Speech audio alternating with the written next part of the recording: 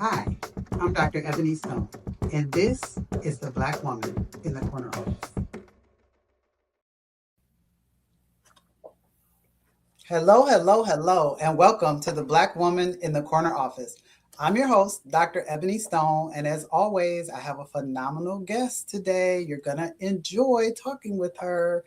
I am joined today by Beth Baker Callen. Some of you may remember that she was one of the panelists on our premiere from season 2, but her story is so intriguing and we didn't get to get deep into her story. So I asked her to join us so we could just talk about her.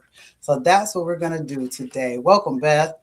Thank you so much, Dr. Ebony, for having me. Super excited to be a guest with you tonight. Absolutely. So I mentioned this on the previous episode that Beth appeared on, that I've known Beth for probably about 30 years. So since I was born, that's what we're just going to say. I am inspired by her journey. She is a faith-filled woman of, let me get my tongue untied. She is a faith-filled woman of God. She is an author. She is a therapist, and she works full-time. And she owns Pace and Associates. Like, she's got all the things going on. So I'm going to ask Beth to tell us a little bit more about what she does day to day, and then we're going to dig into her story. So, Beth, why don't you tell us a little bit about what you do?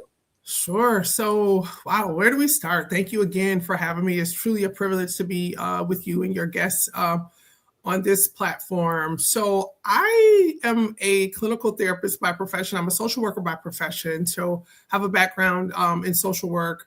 Truly have a passion for people and serving people in so many different capacities. And so, obviously, I can't do 1,000 things at one time. So, I've narrowed them down to 2. I work full time for the federal government. In a capacity serving homeless veterans, actually. And I've done that for the last, been with that institution for the last almost 24 years now. So that's been an interesting journey. Being able to use both my administrative skills with my clinical skills, working in that capacity. And so leading a team of people and being able to serve is just really, I guess, the heart of who I am. Obviously, we have to get a couple of Abraham Lincolns, as we say, to rub together to pay our bills. So that keeps me going. And it affords me to do some amazing other things. And one of the other things that I have been so proud to launch is Pace and Associates Counseling Center, where I'm able to provide evidence-based psychotherapy to individuals, couples, married couples looking to marry, people who are struggling with grief and loss, people that struggle with anxiety, and so many other vices that ail people from being their optimal. So I really enjoy being able to do this work and being able to serve not just African Americans, but really to serve us a broad spectrum of people. And so I'm very fortunate to do that and work. Also, I'm an EAP affiliate, which is an employee assistance program. A lot of major companies have that. Even some of your smaller hubs have that. And so to be an affiliate with two major ones, it's truly been a blessing to be able to offer support to those people who struggle even in the workplace. Maybe work is not their issue, but home life is impeding upon that. So being able to offer those services to that referral source has truly been a blessing as well to me. So my days are full, but I feel like my days, I'm grateful. That's the word that just comes to me initially. I'm very grateful. There's not a day that I don't go to bed probably exhausted, but I do feel fulfilled. Nice. So that is amazing. Thank you for the work that you do. As I said multiple times on this podcast, in keynotes, on panels, everywhere I can, I am an advocate for therapy. And so what I want to do, typically what I do is just ask you to start at the beginning of your career, walk us through your career journey. So I'm going to ask you to do that. But I also, if you can include, many people believe, unfortunately, that you have to believe in therapy or you're a Christian. You can't combine them. I think that is very unfortunate. So walk us through your journey, your career journey, and then once you do that, can you tell us your thoughts about people who believe that? I think you know how I feel. Yeah, no, that's a great. Sure. No, we can definitely tackle both things for sure. So initially, starting off to answer your question as it relates to my career journey, wow, that probably goes back probably when I was a young child. Really, when we talk about career journey, I'd be remiss to not include, your life. It's not just when you quote entered into the professional arena, although we typically look at career as that we started there. But I want to go back a little bit further so it gives context. When I was a much younger person, a young child, probably in elementary school, probably 8, 9 years old, I remembered going. We lived in Lexington, Kentucky, and we would go back and forth to Louisville, Kentucky, which is about 70 miles up the road, to visit grandparents. And my dad had he was doing a television broadcast show live every week. And so in those days, in the early, I guess that would be the early 80s, there was a lot of hitchhiking, and it was just a common thing. This was before Uber and Lyft and all these other rideshare agencies came about. But I would see these hitchhikers, and I just never understood why we couldn't stop and put them in a car. I felt like we were always going the same way. We had room. I felt like we had space, even though we were a family of 6. I felt like we had a big enough vehicle, and it was just one of them, maybe with a little small duffel bag or a small suitcase. And I was always perplexed, Ebony, as a child. Why can't we pick him? It was usually men. It was weird. Like, why can't we pick him? Rarely did you see a woman, but why couldn't we pick them up? And I remember my mom and dad looking at each other in the car and saying, "Oh my goodness!" And they understood the why, obviously for safety reasons, but they didn't want to crush my passion. I could tell that they were very methodical in how they responded to me. And as I got a little bit older, I would ask those same questions, and it was just more, it was more apparent to me that it wasn't safe. We don't know those people. We don't know if they're going to harm us. But moving forward, as we go, when you talk about the journey into more of my career, going into undergraduate school, I was a resident assistant. We know it as an RA. And so being able to help young women at the time, I was always that friend who people confided in, still am. If you need to tell me something in confidence, you can trust to believe you're not going to hear it again in any setting, right? And so having that level of trust with people around me, I felt quite naturally just went into an area of human service to help people. That's really that didn't really blow my mind as such. I think what really blew my mind career-wise when I started out as a graduate student, went to Wayne State University in the city of Detroit. I had no desire to work with veterans at all. I wanted to work with children because my undergrad is actually in child development. So my heart always beats for the little people, and I always wanted to work in a hospital setting. That I knew as a young person growing up. And so, long story short, there was no opportunities. The internships have been filled. And so I was really talking to my field instructor at the time. I was like, please get me into a hospital. And he says, but all the metropolitan hospitals in the metro Detroit and Detroit area, they already got their interns. And I was like, wow, where else can I go? And he said, I'm going to tell you, the only place that's left that's a hospital is Veterans Hospital. And I was like, mortified.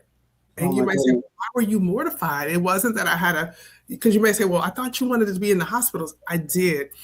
But as a child, my father is a pastor, and growing up, we would go visit him and my brother and I. We were the oldest of our siblings. We would go visit sick and shut-in members of our church at hospitals and nursing homes. And I remembered going into a VA hospital and seeing, now that I know what it is as a veteran, it was an amputee. It frightened me.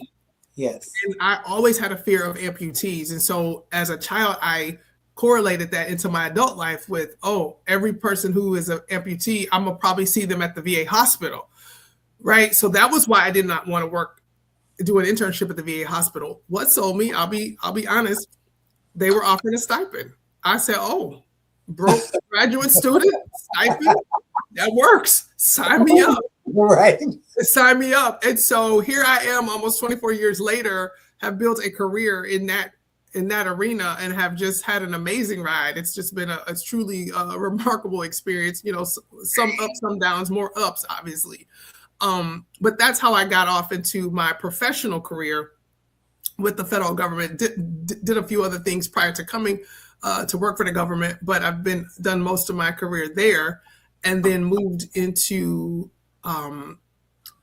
like I said, I've been counseling people since I was a younger child, and the opportunity came open for me in my own adversity and in my own struggles to launch Pace and Associates, and to do it on a more professional level, obviously at a profitable level, not only for myself, but for other people that I'm able to serve. And so it's been a remark. So I mix the two. So it's been a journey. I'm still on the journey. I'm still on that path. Really, you know, the biggest thing for me is really balancing it all and staying mentally healthy myself. Yes. And emotionally sound and in tune. There are days when it gets more challenging than others, but this is what I'm called to do. And so it's not, it's a challenge, but the passion is there. So I operate out of that. Yes. Yeah. But I wanted to touch, I'm sorry, go ahead. No, you go ahead. Yeah, I wanted to touch upon you ask a really profound question when you talk about why do people seem to, you know, want to keep therapy and or counseling separate from their religious beliefs or their spirituality. And I think a lot of it is, of course, it's myths. A lot of stereotypes obviously round up in that, thinking that, well, if you are a believer, you know, I'm a believer in Jesus Christ as a Christian, that, well, that should be enough to help you. That should be enough to save you. And of course, in and of itself, yeah, Jesus doesn't need us. He doesn't need anything to help us, but he has given us skill. He's given us resources. He's given us talent. And so we all, you know, we make a living by doing something. And my something just happens to be therapy. And so if you're in need, he's gifted us, he's given us, again, resources, talent, people around us, professional people, whether we know them or not. That's almost like a person who's very critically ill, just saying, I'm just going to trust God. I'm just going to trust God. I'm just going to trust God. That's fine. You should trust him. You should trust that he's the ultimate healer, but you also need to make an appointment to see a physician or a provider. Yes. ASAP, right? Yes. If your foot is hurting, or if your kidneys are hurting, or you feel like you've got something going on internally, I would hope that you wouldn't ignore that, waiting for God to heal you. And again, it's not to slight God. He's ultimate. He's all things supreme, but he's given us wisdom. He's given us knowledge to utilize to say, hey, I've sought this out, ultimately knowing that he is the ultimate healer, right? That's almost like when a woman is trying to, you know, get pregnant or is very infertile or what have you, you know, only God can open up the womb of a woman. Yeah, you can go to fertility specialists and go through all these different exercises and things of that nature, and that's fine. Even the natural act of just sexual intimacy with another person, you know, does not guarantee a baby, right? Not at all. Yeah. So when you really stop and think about how intricate that is, like, wow, every time a person has sex, they don't always have a baby. Right. So that lets you know there is another being, there is a higher being other than ourselves. And so oftentimes I think we pick and choose when we use God, and then we pick and choose how we use other things. I just highly encourage people to blend them, because even when I'm counseling with my patients, I'm not their savior, right? I can fix that. I can instruct you. I can make recommendations to you.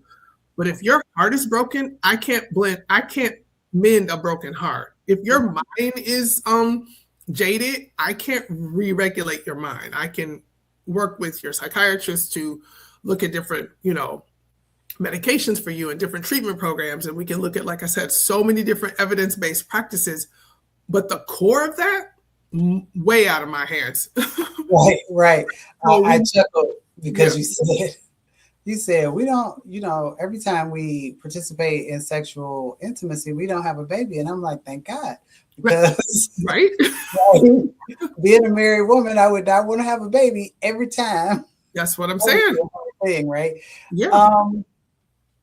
So listen, over 24 years, Hmm. especially working for the federal government, Sure. I am sure there have been some professional obstacles or maybe personal obstacles Mhm. that affected the professional life. When you look back on those, are there any that you would like to share and kind of tell us how you got over those obstacles? Yeah, for sure. I think one of the things that, and I know we're talking here today as, as women of color, African American women, which is amazing, beautiful, beautiful thing for sure. It's not so much the color that has been, I think, a barrier for me over the course of my career. Now, I'm not saying it hasn't raised its head. Right, It right, right. certainly has in certain arenas. I think the bigger thing that I experienced, particularly earlier on in my career, was ageism. Oh, Yeah, I saw. I started my career actually in Cleveland. I started at the VA there, and so many people, and I really am not even exaggerating, but I literally felt like I was the youngest person in that building. Because remember, I'm fresh out of graduate school. This is 24 plus years ago, so minus what I am now. So I'm much younger. I'm looking younger than I look currently, obviously now, but it was the ageism because one of the things about federal employees, a lot of times people stay. They get these jobs and they stay for a long period of time. And so when I was fortunate enough to get in that system, it was like that people received me as an intern. They just assumed that I was still an intern, even though I had mm, filled that role and I was a full time employee. And so even now, people still think, I'm in a different place in my career, different roles, of course, and responsibilities. They just think I'm a much younger person than I actually am, and I'm okay with that. I mean, I'm not knocking people that are older. We're all getting older, but I just think in terms of there's this notion that while you're so young, how are you able to do X, Y, and Z? How are you able to oversee this program or oversee this facility? Well, and I have to explain that even to my patients, they think that I'm a lot younger than what I actually am. So I typically lead by if it comes up in a conversation, it's not something I always say, but it's not uncommon for me to say, hey, I'm a little bit older than what I look, particularly when I tell them how long I've been in this profession. They're like, wait, I thought you were about, I don't know. I've had people say things like, I thought you were in your late 20s or your early 30s. And I'm like, well, thank you. But let's add a few. Let's add a couple decades to that.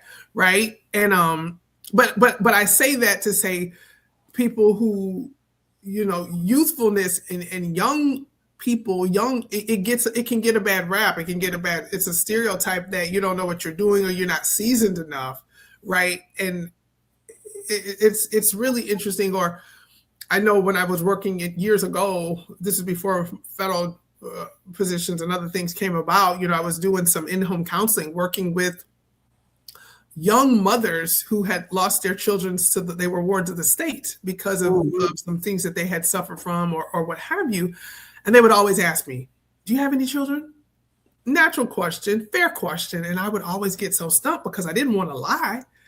And I remember talking to my supervisor about it. And she said, Beth, just tell the truth always. And I said, that's fine. But I felt like it was going to cause a distance, like they weren't going to be able to connect with me.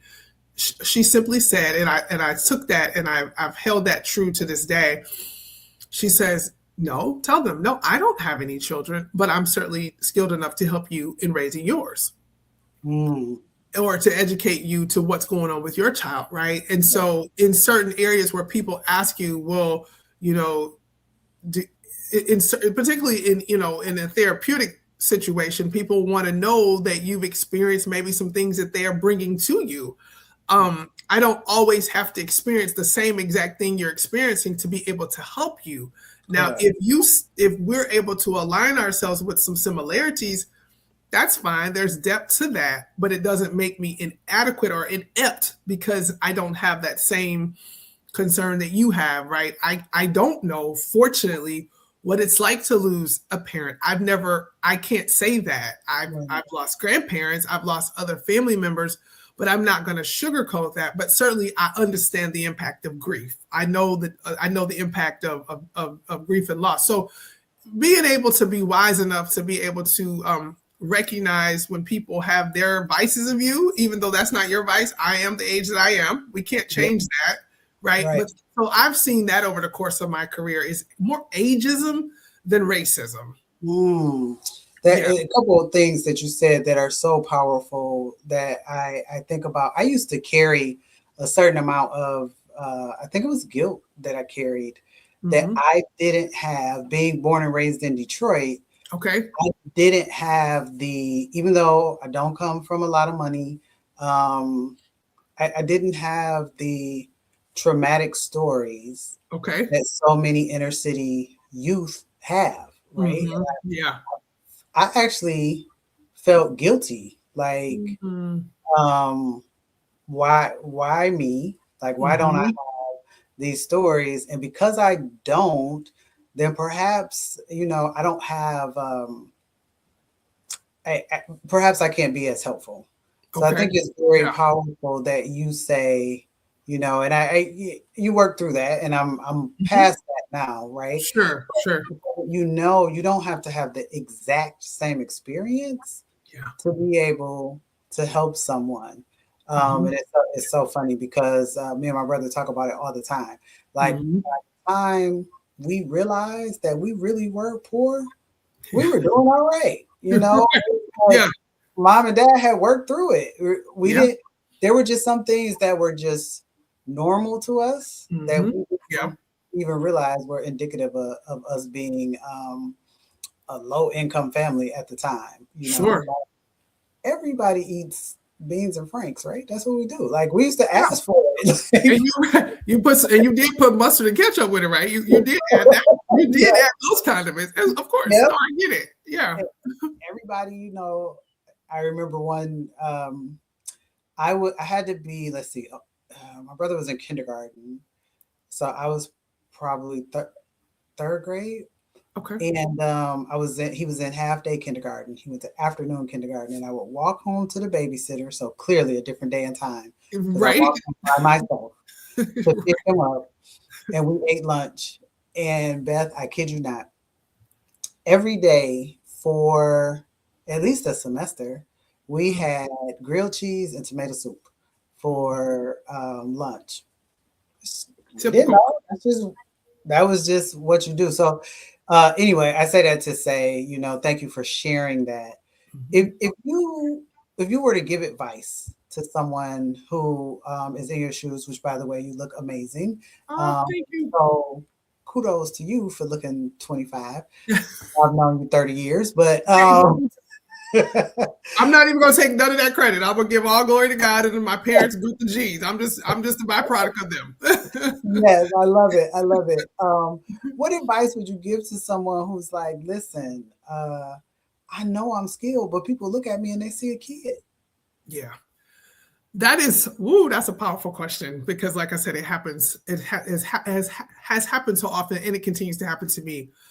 One of the things I would advise that person, um, you are not new to your profession. You are not new to your knowledge base. You are not new to the wisdom that God has endowed you. And so, one of the things I would really look at further is if you're in need, okay, whether you're 10 years old, 20 years old, 30 years old, if you're truly in need, I'm going to go to a person that I know can help me, Yes. regardless of the age, right? Typically, we don't have privy to know how old people are in a professional setting. You No. don't typically know how old your doctor is. You don't typically know how old your dentist or your attorney. You may have an idea of what you think how old you think they are based on maybe when they graduated school or some of the similarities they may have. But my point is removing the age from the equation, look at it from the need. So when Mm, you're struggling with, wow, would a person accept me? Would they hire me? Could I build up a clientele because I'm the age I am, whether I'm fresh out of college, I'm out of high school? It's what is it that you're offering? Who needs what you have? And I think also, too, it's really important. It's so important. I got to stress this that you know your audience. Now, there's going to be certain times you don't know your audience. You're going to be speaking to hundreds of thousands of people. You have no idea who these people are, but at least you know who's tuning and you have an idea. Even in this setting, being a part of this podcast, we don't know who's going to tune in. And we hope tons and tons and thousands of people tune in and are blessed by it and are encouraged by it. But we do know that people who are looking for encouragement, we would hope to think that people are looking for support. They're going to tune in. They're not really interested in how old I or even you are. They're like, what nugget are they going to drop that I can cash in on? What insight are they going to give me? What reference are they going to refer me to that I can say, "Ooh, I needed that." Not, you know what? I wonder how old she was. Now that might come second or tertiary down the line, but it wouldn't be the initial. So stand bold in whoever that person is who is struggling with, quote, their age, thinking that people won't believe them or take them serious. But guess what? There will be people that won't, and they won't be for you. That's fine. Yes. That's fine. And then there will be people that will be for you, and regardless of your age, or they make comments like, "Wow, my so-and-so is really young, but they're at thebomb.com." Right. So it's funny when I was working with the self-publishing coach for my book, she said, "Listen, you have to land," and I think this is what I hear you saying. You have to land on who your avatar is. Who are you talking to? Yeah. Who is your audience? Who are you talking to? And talk to that person. And when you talk to that person, other people will listen as well. Yes. Versus trying to talk to everybody. And so I think that's what I hear you saying. Like, know your audience. Talk to your audience. And you will go from there. Well, because the reality is we won't be relevant to everybody. Yeah. Like everything that's on television, you don't listen to everything. You just keep flicking through the channels, right? Or on the radio. Every station on satellite radio or just the traditional radio, you're not interested in it. So you get to the one, or you get to the station that you can really connect with. It's the same way with therapy. I'm not for everybody, and everybody is not for me. I understand that. It took me some time initially because you kind of take it personal, like, oh my goodness. But once you get a few, you're not who I thought you were, or this is not the style that I was looking for, ma'am, sir, I respect that. I'll be so kind to even refer you on. Yes. Right? Because it's just that important to me that you get the help that you need. Now, if you were caught up with my skin color or my age or my dialect, that's on you, because I'm comfortable with all of it. But I respect that, right? I totally respect that. And I still get that to this day. Oh, I thought you were so-and-so. I thought you were, people look at my website and they're like, oh, I'm really glad that you were African-American, because okay, that's fine. Because we want to be relevant to the audience that we have in front of us, obviously. But stand bold in your own wisdom, stand bold in your own knowledge, and that you're unique because God made you that way, regardless of your age. Yes, absolutely, He did, and He made you for such a time as this. Absolutely, no matter what your age is. So that we've talked about your career and how you got to where you are. The ageism was probably the biggest obstacle, and you've learned to kind of overcome that. What made you decide to do two things, right? One of the things that we talked about was that you decided to be a part of an anthology and become an author. I want to go down that path and figure out what made you do that, and what made you say, okay, I'm working for the federal government, but I want my own practice too. Yeah. So since we're being honest, Dr. Ebony, I'm just going to come right out and tell you. Okay. Pain. Yeah. Pain, adversity, heartbreak, and a sprinkle of depression. Yeah. Yeah. It was situational depression, all wrapped up in what birthed me to even be a part of an anthology. I was grateful for the opportunity because it gave me an outlet to not just to share my story, but to continue to use it as an avenue to really heal. And once I discovered that I was further along than I thought, I was able to write and to share and to open up. I went through a very painful divorce about 9 years ago that I never saw coming, right? I never saw that coming, but it came, and it lifed, and it lifed me. And fortunately, I'm on the other side of that, like well on the other side of that. I love that new term. It lifed me. It did. It did. Yeah, but I won. I fought back. But yeah, very, very graciously, the practice was literally birthed out of the depth of my pain. I had the practice for a number of years before I really did anything with it, if that makes sense. Yes. It was like, yeah, I have this, I have the infrastructure, I had the LLC, I had all the stuff set up, the business entity with the bank. I had all of that, and I had a couple people sprinkling here and there. They would call me for, for this or for that, and it was kind of something cute, right? It was just like, okay. Oh, you got your own practice. That's nice. No, keep living. And I did. And then when I got into the eye literally of my storm, I said, oh God, please, you've got to help me. You've got to give me purpose. And I vividly remember, just as clear as I'm talking to you here, I remember the night, it was a night had fallen that I begged God. I literally begged him. And we bartered with God, right? We do that. If you get me out of this, I'll do this. If you do this for me. But I literally begged him. I said, I cannot go through all of this for nothing. There has got to be something better. Yeah. And certainly I said, I'll start writing. I was always a strong writer. And I said, you know what? I'll share with the world my gifts. And I won't just use pain, because there is no glory in pain. We don't worship glory or glorify pain. That's sadistic, right? But we recognize it and we say, oh, there is a God that will get you on the other side of that. And so that's really where Pace and Associates was birthed. I said, I've got to be able to help somebody else. But if I can help two somebodies, but if I can just help one, I promise you my living will not have been in vain. And so I've gone so hard for my patients that the referrals have just come, the calls have just come, the contacts, the opportunities to share with people have just come, because I know I'm called to do what I'm doing. And I had to keep living, because I think it was interesting when you talk about the example with you and your brother growing up, you really didn't know to the we'll just say to the financial constraints you were under. You had no idea. Right. I had no idea really how I felt, like how good I had life. I was the friend who I felt like if you needed to borrow money, you could call me.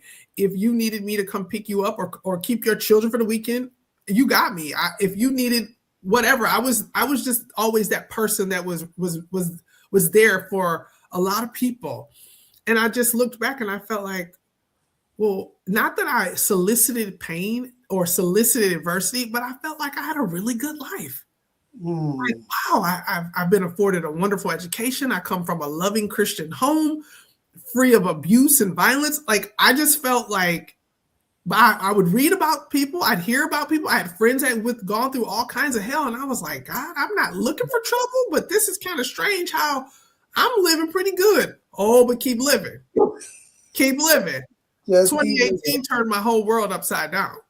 And it took me up until that point, from childhood to that point, to really get kind of blown off my square, if you will. And I said, oh, yeah.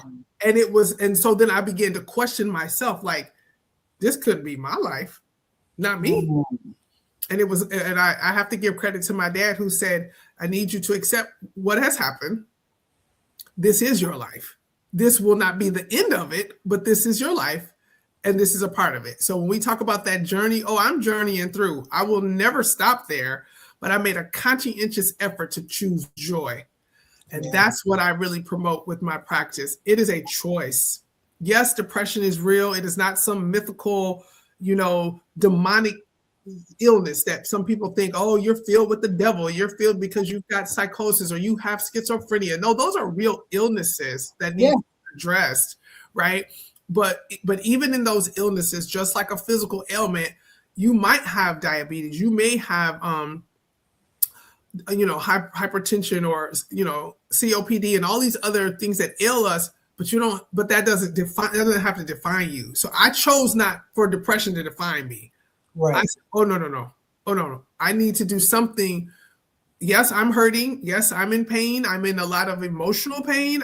Lord knows I was in an enormous amount of financial pain. And I'll talk about that later down the line. I'm going to be working on a piece to write and really be able to share with people what that really looks like to be in a financially abusive relationship. I didn't even know that was such a thing. I had no idea, right? I'm the one that always paid bills on time, always knew the tithe, pay God, pay yourself, and then pay your bills. I knew that. I was taught that, right? So I felt like, wait, what do you mean I don't have any? What do you mean my money is going out there? What do you mean? Like it was just so disturbing to me to be victimized in that way.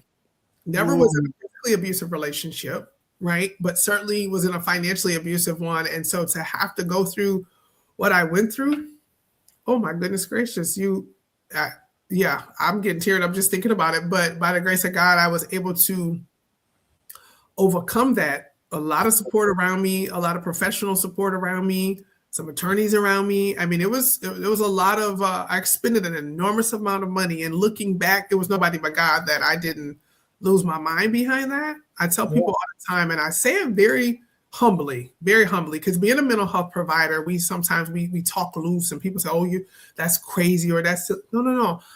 Really, if it by the grace of God, you should be talking to me behind a closed window where you can only visit me 1 hour or two a week because I'm so heavily medicated because of what I went through.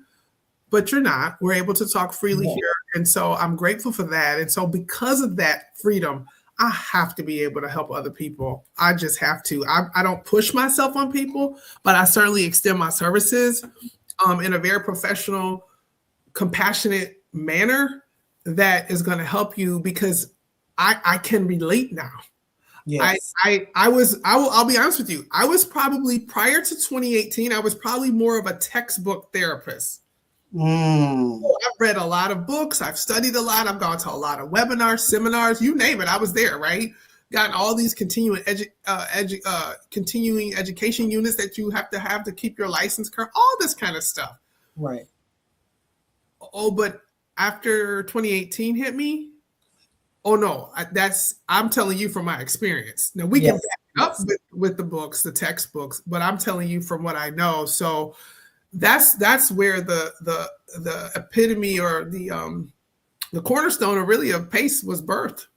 Wow. So Mhm. you talk about I just want to highlight this for our listeners. I'm Mhm. so happy that you said that people think depression is demonic. So Mhm. I spend a lot of time on LinkedIn, right? I have a Sure. decent following on LinkedIn, and I was Mhm. writing some pieces and I do some posts and that type of thing. And I was scrolling and I came across an individual who said, I don't understand these people Mm. that are claiming to suffer from depression or anxiety and call themselves Christians. Mm. And I was like, what? Yeah. Why why is it that I can't hurt emotionally? Yeah. I can't hurt mentally. I Mhm. can't have an illness in that way, just like you said, Yeah. and be a Christian, but I can hurt my knee. And Yeah. nobody is saying, I don't believe you limping and Yeah. call yourself a Christian. Yeah. Well, it hurts. And Yes. I need help. Yeah. Right. And so I thank you for sharing that. Right. And I thank Sure. you for sharing that sometimes you get knocked off your square. Oh yeah. Even as a therapist, like I wrote in my book, like, I'm that girl. This shouldn't be happening to me. Absolutely. But it is. It and is. and it keeps and there was a season where it felt like it kept happening. I mean, I was getting all kinds of stuff in the mail every other day. It seemed like what do you mean I've got to owe this? What do you mean I have to show up in court for this? It can be very daunting. That will put you in a state of depression because I didn't feel like, yes, I'm a believer. I felt like there was hope, but I couldn't see it in the moment. Yeah. And sadly, and this is where people, when you have too many of those dark moments, that's when people want to take their own life. It's not that they don't want to be here, they want the pain to stop. And they can't see, they literally didn't see hope. And Yeah. so if you put one too many of those hopeless moments together, you end up in a dark spot. It's real easy to do it. And so Yeah. we have to be mindful to not be critical and judgmental of each other. Yes. And I think it's important to share. I was talking to someone today Mhm. who I talk to pretty regularly. And recently I haven't. And I Mhm. got a text message to just say, hey, I'm just trying to process some things. And I'm like, Mhm. I'm good for giving people their space. And I'm like, I'm here. Sure. And so we talked and she said, I just feel like I'm getting hit from every side. Like Mhm. every Mhm. time I look up, I feel like I'm getting hit. And I think it's important that we share our stories because one of the things I told her was, you're not alone and you're not the Yeah. only one, right? Not Sure. to commiserate pain, but Right. to tell you, you can make it through. You can get to Absolutely. the other side. And I think stories like yours, you know, help people. Stories like mine, stories in general, Yeah. help people, right? Absolutely. I find it, I had not heard that term before just now, uh, being in a financially abusive Yeah. relationship. I'd Yeah. not heard that phrased that way, but hmm yes, I have heard of what I would call financial abuses. Like I Sure. have Yeah.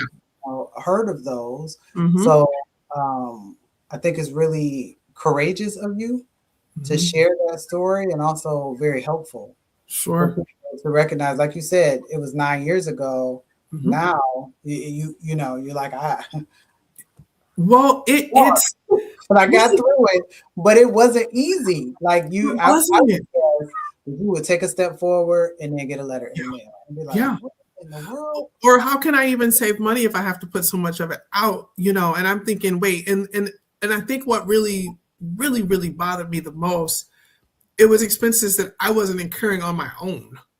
Right? Right. It'd be one thing if I was incurring, but it was another person was contributing to my pain financially, and it was so that really made it even more difficult. But I think as far as, and even now, there's certain triggers that I still struggle with, and I'm very apprehensive of certain things because of the past, and so I don't sugarcoat that, and I'm very cautious for I want people to heal. It's important that you heal, and I am definitely healed from it, but I'm still very much aware of that past. And so, like I said, triggers are real. There are certain things that I will hear or somebody may say or an act may happen, and I'm like, whoa, because it's post-traumatic stress is very real, and it comes in different forms, right? And so that's another thing, really, to be educated to mental illness and what it is and what it isn't. And I think sadly, the people that are more judgmental about not mixing the spiritual with the mental is because they're ignorant of it. They're not educated enough to it. Because I Yes. guarantee you that person that's saying that has some level of anxiety. They probably just don't call it that, haven't been diagnosed to that. But if you're a human being, I guarantee you at some point in your life you've been afraid of something. You've been anxious about something. You've been fearful of something. You've been sick to your stomach about something that was so stressful to you, right? But we're very critical of each other, and it's like the person who grew up, maybe they were very promiscuous. Well, maybe the difference between her and I, or you and I, or 10 other people and I, she got caught. She had a baby to show it. Right. Right. But it's so again, being very cautious of how we engage with one another. That's why I'm always looking to get to know people. And once I get to know you, now that I know you, I'm hopeful that I'll get to understand you. And at Yeah. some point, I'll get to appreciate you, and then I'll grow to respect you. But if I don't know you, it's easy to be dismissive. Oh, get over that. What you depressed about? What? Pray Yeah. about it. Don't you go to church every Sunday? I thought your father was a pastor. Aren't you a Oh deacon? my I mean, goodness. all on and so forth. People say things that are very silly. Some Yes. people don't mean well. Some people do mean well. They just don't know what to say or what not to say. But you have to really guard yourself when you're ill. Just like when you're physically ill, you can't afford to just be out and about. About a week or so ago, I was dealing with a stomach virus. Well, I had to be Yeah. very careful of what I was eating, Yeah. how it was prepared, and even still now, I'm very cautious, Yeah. right? But it's the same way emotionally. When you've been emotionally wounded, you have to be prepared. Be very cautious of how you move forward. You don't do the same things you did. You don't just allow people in your space like you may once freely did. I don't want people to live hyper vigilant, but I want you to be alert of the things of people around you, who occupies your space, and how you occupy your mental space is so important.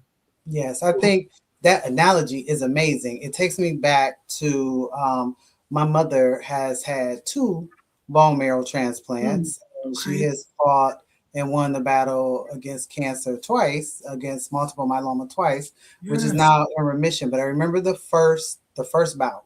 Hmm. And my mother is her faith is so strong. I remember her telling the doctors when they gave her diagnosis, and I Hmm. remember her telling the doctors, "Sound like y'all got a puzzle to figure out because I got a life to live." And I was I just like, know that's and the doctors were like, like this is serious. She was like, "Yep," and I know whose I am.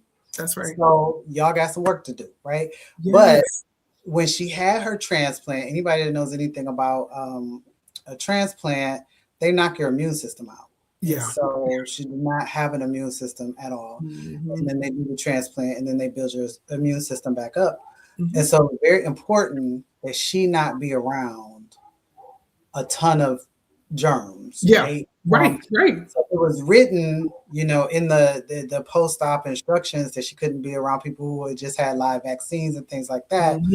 I Hmm. remember us posting on the doors of the house, like, Okay. "Thank you so much for coming to visit. We truly appreciate you, but she Hmm. cannot, you Yeah. know, she can't have visitors. Out of uh, care for her health, Sure. that you call or Hmm. talk to her that way." Something like that was on the door, Yeah. right? Yeah.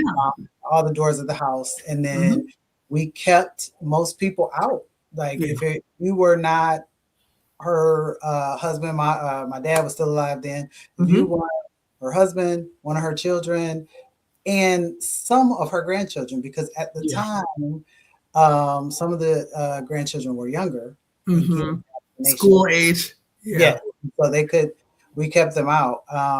And so I think that is such a powerful Hmm. analogy when you're going through. Sometimes you got to keep people Oh yeah. away Oh yeah. because you can't afford to have that germ in your healing. That's right. You know? Yeah. Um, wow, I hadn't thought about it that way. That's amazing. Sure. So, Pace and Associates, and then tell us how the anthology project happened. Yeah, so I was invited into that project with a bunch of about 12 of us in total. Put some of our life stories together. Just really a snippet. Didn't really have time to go into all the details because of so many different authors, but it was just to give people a way to relate to different stories, different situations. We all come from different walks of life, different paths, or what have you. And so even if we had the same story, we came from a different angle, right? Yeah, I'm not the first person that went through a divorce. I'm not the first person that was evicted from a house. I'm not the first that. I'm not a trailblazer in that regard. I'm a trailblazer for me because it was the first time for me, right? yes, So my angle is going to be uniquely different from somebody else's because it was just that it was my story. So I was invited into that, and what I discovered in that, and this kind of goes back to being able to be further along in your healing, and you'll know it. You may say, well, it's very similar to physical recovery. If you've injured your leg or your arm and you go to physical therapy or whatever, if they can weight bear or you have a range of motion that's higher than others, you'll know the healing. yeah, Emotionally, it's different. We have different tools to measure that, but it's really from the inside out, right? If hmm, you can't get through the story without breaking down completely, you probably are not completely healed from that. If you're right, if you are still it causes an impediment to your day-to-day activity, you're probably not healed from that. right. And so those are just small things, but that's one of the avenues that I was given the opportunity, like say, to share. And it really opened some other doors for me to meet a lot of different women in different places across this country, really, and have established some really great friendships. Two of my good friends actually are co-authors in the book. One we went in together knowing each other, and another one we met after the project and have become Okay. very close. And so it just so I think the last I was with you, we were talking really heavily about community. So that's really a part of my community, Yeah, being able to bond with people. Again, not that we glorify in a pain pool. That's not cool. But we're able to really encourage each other and push each other to say, yep, go on out there a little further to help more people who don't have the network of friends, don't have the strong knit family that I had, or maybe you have, Dr. Ebony, to support you. It's for that woman, it's for that young woman or older woman who really feels by themselves. And so that was the why I chose to participate in that. Yes. So I want to, I was moving around here trying to grab the book. I want to call the book out, show everybody, here's the book. We'll link it down below. It's called Fearless Women Rock, Courageous Women Find Strength During the Storm, Volume 2. And here's your beautiful picture. Well, thank you. All the ladies. Thank you very much. I want to just give a shout out to Dr. Missy Johnson, who was the brainchild behind that project and has done launched many other volumes. She is actually a 3-time cancer survivor herself, and has an amazing story. Really flirted with death multiple times, and so her whole quest is to bring women together, to be fearless, to stand up together, to push through your adversity. So I commend her for the work that she has done and continues to do, and gave me, like I said, along with a number of other women, an opportunity to share. And it's really birthed. Some women have launched other podcasts, they've launched other books, they've launched radio appearances, television appearances. They've gone on to do webinars and seminars, just whatever. And it's not that we didn't have the skill to do it. I just think a lot of times you don't feel like you have the purpose to do it. And so now when you have that purpose that matches your pain, oh boy, you're fearless. Yes, that's amazing. So I've got just a couple more questions for you. The first is, I also would like for you to just share advice, if you have any, for someone who finds themselves in the midst of financial abuse.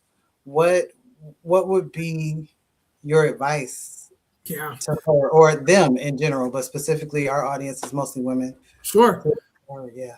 Well, I think initially, once you discover that's what actually it is, and you may not call it that at first, you may just think, oh, I'm loaning money to somebody, particularly if it's your spouse or family member or friend or neighbor. You don't think of it as an issue, right? You especially if you are financially comfortable, you don't really initially, if I give you $20, I'm not going to really miss that, right? But if I continue to do that because you keep asking me, and 20 turns into 200 and 200 turns into 2,000, and it's all by it's almost like a form of manipulation, where it's like, because you've basically fallen in love with this person, or you have a affinity to this person, so you don't think anything really of it, until you look up one day and you're like, wait, what does my bank account say? What's the say?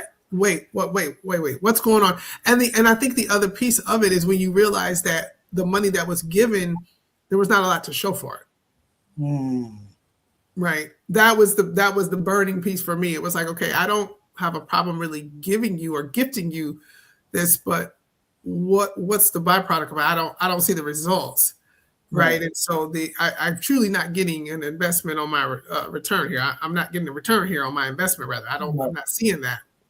So I think as far as the advice I would give you is, once you discover that's what's happening, and maybe don't wait as long as I did, right? Maybe maybe ask questions a lot sooner. That was one of the things I talk about in the book, is really ask questions and say, hey, I notice you ask me very frequently or often for money or whatever, but and I don't ultimately have a problem giving it to you, but I am concerned of the excessiveness or the frequency of it, and I don't see the fruit of it. So I would ask questions. I think once you realize, if you've gotten, like I said, if you're in a posture where you are being financially abused, is really to seek professional guidance.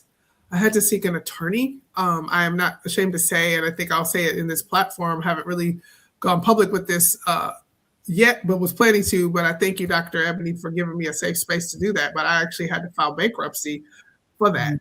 And you couldn't have paid me, no pun intended, to ever thought in a million years that I was going to be in a position where I was going to have to file, but was. And it almost wrecked me mentally, because I felt like it was because of another person's doing. And in order for me to get out of that kind of debt and get ahead, trust me, I looked at so many different ways to avoid that.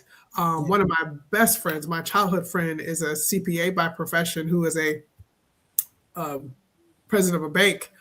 And she said, Beth, if you can avoid it, don't do it. People, they're going to be in your business. They're going to be watching your every dollar. They're going to be, every time you want to purchase something, you got to check in. You're going to have to go to court, on and so forth. And I mean, she's very sound, very solid in her own skill set. But even after speaking with her at great length and speaking to some other attorneys, I that was a choice I had to make. I chose to make that. And I don't have any regrets that I made that. It helps me to restructure. It wasn't that I got out of debt, because there's different forms of bankruptcy. So I didn't get off with a clean slate because I made too much money. I was in a financial posture where I made too much. So I had to go a different route with it. But once I did that, it was more of a restructuring, even though it looked like y'all are just taking my money. Well, they were helping me to restructure to pay off the debt, to still be able to live. And so 5 years of my life was caught up in that, because that's how long it took. I'm telling you, I felt like I was in hell for those 5 years. Wow. But by the grace of God, I was able to persevere through that. And I just asked God to increase my tithe. I said, Lord, I don't know how much of this is coming out. I mean, they're taking it directly out of my check. I have no choice. I can't say, well, I'm going to pay you this, or I'm not going to pay. No, because at the end of this cycle, I want this to all be done. I want this to be closed out, moved on, and be a thing of my past. And it certainly is. By about year 3 of 5 years, I finally accepted where I was with it. It took me that long to accept that. I struggled. I got angry a lot. I was very, had a lot of inner turmoil that I didn't let on to people. But I was in a battle with myself, because there was no way, like I said, there was no way you're going to tell me this happened to me, but it did. Yeah. And the other thing I asked God for, it was to not allow me to become bitter behind that. Yeah. And so my really slogan for myself after I came out of that, and I don't really broadcast it a lot, it was just my own personal slogan, but I'm happy to share it here, was not a bitter Beth, a better Beth. Yes. Not a bitter Beth, a better Beth. I like that. Yeah. So I was much better for that, because it really, not so much show me who the person was. It wasn't so much interested after that. You hurt me, so I don't need to figure that out. It was just, wow. But my faith is just that deeper, right? My trust, my belief in God is that much stronger. My ability and my compassion to want to help other people avoid those situations, or if you find yourself in that situation, I'll walk with you, my sister. I'll walk with you, my brother, because that's painful. But I'm a living witness to tell you, you can overcome that. You will overcome that. Do not do anything to the extreme. I mean, I feared everything. Oh, they're going to garnish my wages. They're going to come after my assets, all that kind of stuff. But I have a very dear friend of mine who is an attorney and literally walked me through every step of the way. And I mean, I had a couple of panic attacks with her, and walked with me the entire process all the way up through the end. But so again, knowing your circle, knowing your audience, knowing who you're talking to, those were very personal matters. But I understood I had to really vet out who was around me, because I felt I'm already kind of being taken advantage of, so I can't afford any more, right? And so really asking God to give me discernment of who I chose to help me through that process, and He did just that, because that's what He is, faithful. Yes, and look at you now. Yes, yep. So hang in there for those of you who are struggling financially, whether it's based on your own doing or the actions of somebody else.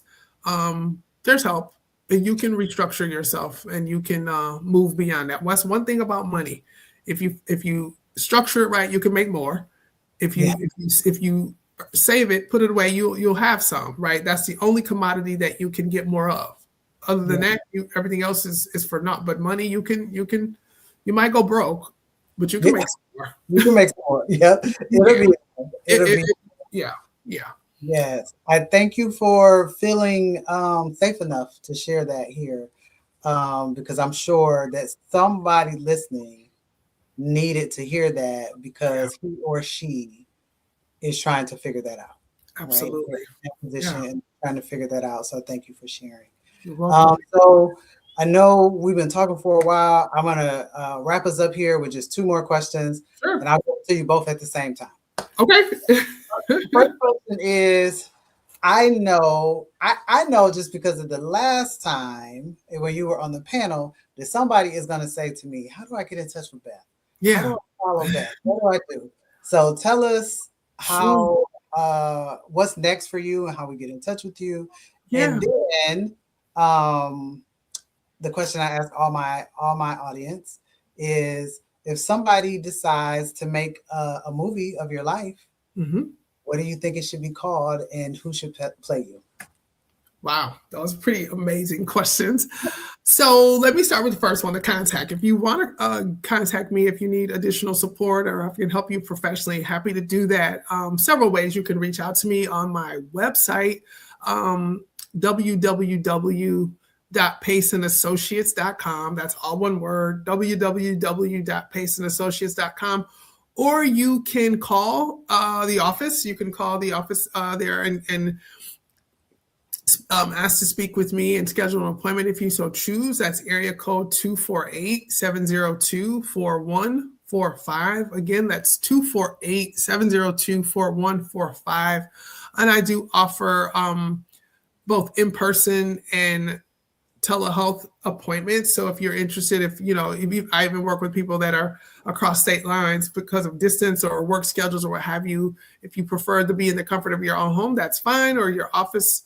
I do that as well. I certainly have in-person availability if you want to be seen in the office. So that's another way. You can follow me on social media. We won't discuss clinical personal matters on social media, but it's just a way to follow me to let you know that I am a real person. I'm a human being. And so I want you to feel comfortable doing that. You can just find me at Beth Baker Callen on Facebook or Beth L. Baker, either one on Facebook or on Instagram. All those social those handles. I think the other question you asked me if I were to name a movie, if a movie was If made, someone was making a movie about your life, what what would it what be what called? should it be called? And who should play you? Who should play Beth? Sure. One of the things that I guess the name of the movie, it would be entitled "These Things I Know," and These and things and I know. yeah, and keep hold of that because there'll be more to come with that a Okay. little bit later. But "These Things I Know" would be the name of the movie because there's some things in life that I know without a shadow of a doubt. Right, there's been some things that I wasn't aware of, some things that kind of blindsided me, but there's some things about me that now I know without a shadow of a doubt. Right, I know that God is faithful. I know that I am fearfully and wonderfully made, even in the spaces of adversity. I know that I'm loved and I know that I'm appreciated. And so sometimes when you go through hardships, you forget that. You don't even feel like you have purpose. So these things I know would be the name of the movie, and I would ask Angela Bassett to play me. I have a lot of respect for her. She is a woman of faith herself, but I think a woman of boldness, of confidence, but yet with humility, right? She's skilled at her craft. She's an actress, I think, by profession, and certainly is skilled. We've seen her in a lot of different movies and pieces or whatever. But I think the biggest thing that I like, so many different things I could go on about her, but one of the things that she strikes me as being a woman of integrity, which is really important. So if she were to play me in my life, I try to carry myself with integrity. I think that's important. Basically, it's what are you doing when people are not watching you? What are you saying when people are not looking or listening? That's really the speaks to the integrity of a person. So I would want Miss Bassett to play me in if I were to go before the big screen. Yes, I love it. Mhm. And these things I know. Miss Yes. Angela Bassett, one day it might be coming your way. I want to see you as Beth Baker Callen. Listen, Beth, Yes. it's been amazing chatting with you today for a couple of reasons. Just to hear your story and to be able to get it out there, but also it's always amazing to me to be able to talk to people that you knew as a child and now Mhm. you're an adult Yes. and Yes. to see just what God has done in their lives. And Yeah. so I'm thankful to be able to see that and to connect with you in that way. So for all my listeners out there, listen, if you need help from Beth, or if you need a recommendation from Beth, I'm sure she will Sure. give you one. We will link all of her information down below. We will also link the book down below if you're interested in reading her book. And follow us because we will keep you up to date with what's going on, and connect you to all of the things that Beth has coming in the future. And so remember, as Beth said, in these things, I know. Until next time, keep spreading that black girl magic on everything you do. We'll see you in a couple weeks. Thanks, Beth. Thank you.